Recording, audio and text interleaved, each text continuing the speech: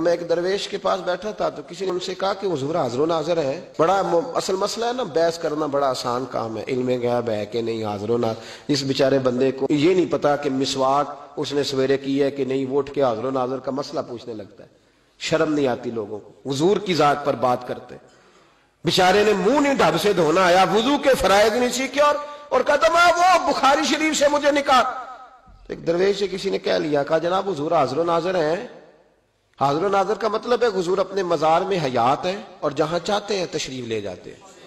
ہر جگہ وجود کے ساتھ ہم حضور کا ہونا نہیں مانتے. حضور اپنی مزار میں حیات ہیں، ساری دنیا کو یوں دیکھتے ہیں جیسے ہاتھ کی ہتھیلی کو دیکھتے ہیں، اور جہاں چاہتے ہیں تشریف. یہ حاضر و ناظر کا ترجمہ ہے. تو کہا حضور ہیں؟ تو بزرگ کہنے لگے جا کے چہرہ دیکھ، آئینے کے آگے کھڑا ہو اور پھر اپنی پچھلی ساری زندگی کے گناہ یاد کر، اور اگر تیرا چہرہ پھر بھی سلامت ہے تو سمجھ لے حضور ہیں.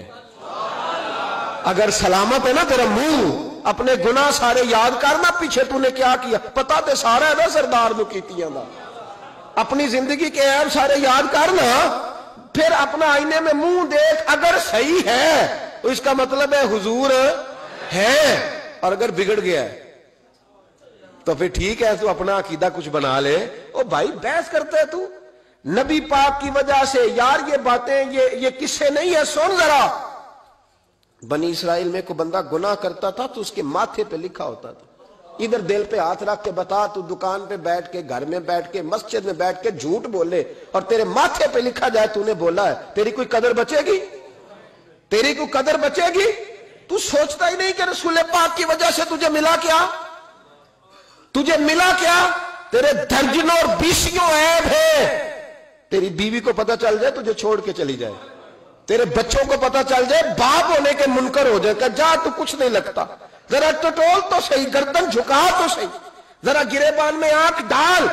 تو صبح کیا کرتا ہے، شام کیا کرتا ہے، پھر بھی تو بچا ہوا ہے. تو مان لے گنبد خضرا والے رسول کی وجہ سے بچا ہوا ہے. حضرت عثمان غنی کہتے میں گزر رہا تھا تو میں نے رسول پاک کو ایک جگہ بیٹھے دیکھا، کہتے چھم چھم میرے آنسو نکلنے لگے.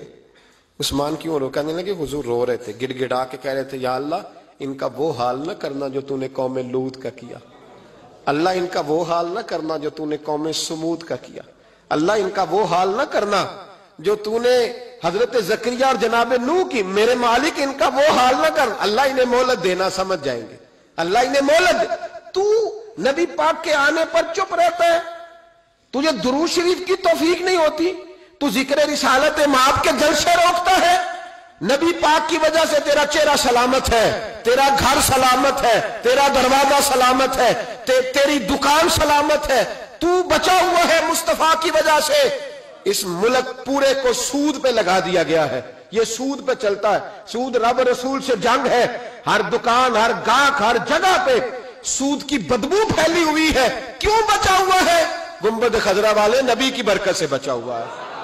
اور اس کی دلیل ہے البدایہ والنہایہ میں میرے محبوب نے فرمایا میرا حیات ظاہری میں رہنا بھی تمہارے لیے بہتر، چلے جانا بھی تمہارے لیے، قبر میں جانا بھی بہتر. حضور وہاں کیسے بہتری ہوگی؟ تو محبوب نے فرمایا جب میں قبر میں جاؤں گا تو تمہارے اعمال مجھ پر پیش ہوں گے.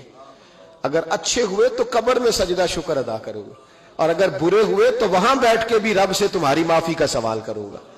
او بھائی تیری ساری نعمتیں، اعلیٰ حضرت فرماتے ہیں سانسیں بھی حضور کا صدقہ، سانسیں بھی حضور کا صدقہ ہے، روٹی بھی نبی پاک کا صدقہ ہے، اولاد بھی حضور کے اہل بیت کا صدقہ ہے، بیٹیاں اور بیٹے بھی مصطفیٰ کے گھرانے کا صدقہ ہے. یہ جو تیرا گھر بس رہا ہے نا، اس لیے بس رہا ہے کہ گنبد خضرا والے محبوب کا مدینہ بس رہا ہے. تو بجائے اس کے کہ تو شکر ادا کرتا، تو شکر ادا کرتا، تو کہتا کہ صبح شام میلاد ہوگا، تو ذکر رسالت کے ہر جلسے پر پریشان ہوتا ہے، ہر جلسے پر تو پریشان ہوتا ہے.